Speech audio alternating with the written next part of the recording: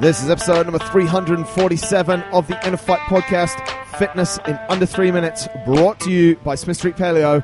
We are talking all about natural sources of sugar. Andre, we get most of our sugar from refined and processed sources. Exactly. Mate, give us some examples of where we use sugar the most.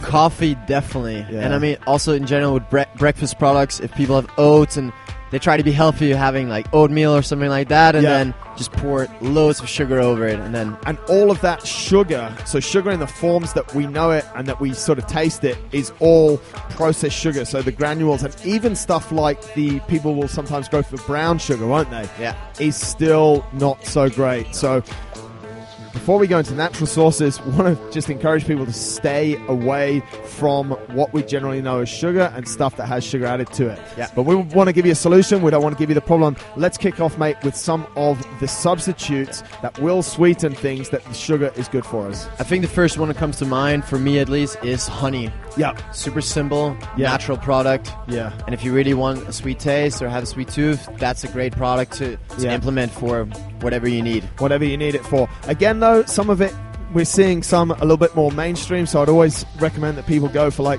a more organic and a less like a honey that hasn't gone through a big processing. Yeah. So if you see it and it's part of a big ad campaign, it's probably not quite so pure. If you can get it directly from the people that farm it, I mean, even better. Just go directly for that. The Canadians are lovers for this one, mate, but maple syrup, which is a little bit, it's a different consistency than honey. I guess it's a bit thinner in most cases than honey and has a little bit of a different taste, but that's also a very natural source. Again, if you can get an organic one rather than the big sort of plastic tubs that come with the pancakes, then that's going to be a lot purer for you. That basically goes for every product, basically. Yeah, exactly.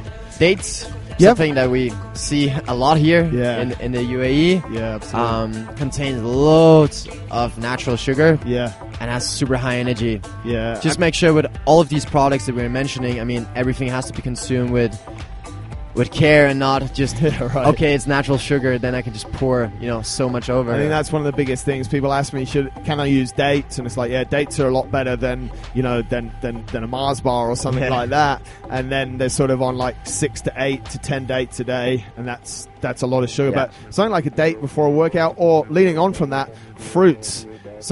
All different types of fruits contain fructose, which is a sugar. It's a more natural sugar, so that's why we're happy to use it. Again, it should be used in moderation. But I think stay away from the refined sugars, stay away from the processed sugars. Dates, honey, maple syrup, and fruit are the more natural ones. That's been Fitness in Under 3 Minutes.